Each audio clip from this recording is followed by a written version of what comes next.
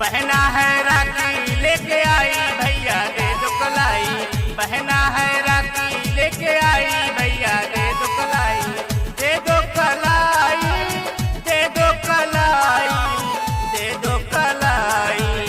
बहना है राखी लेके आई भैया दे दो कलाई, बहना है राखी लेके आई भैया दे दो कलाई।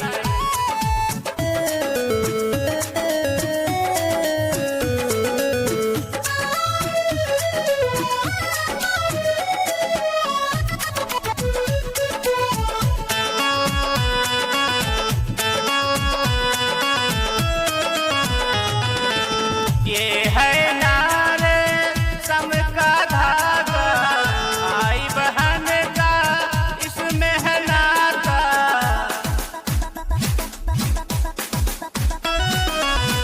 आज खुशी की घड़ी आई भैया दे दो कलाई, आज खुशी की घड़ी आई भैया दे दो कलाई, बहना है राखी लेके आई भैया दे दो कलाई।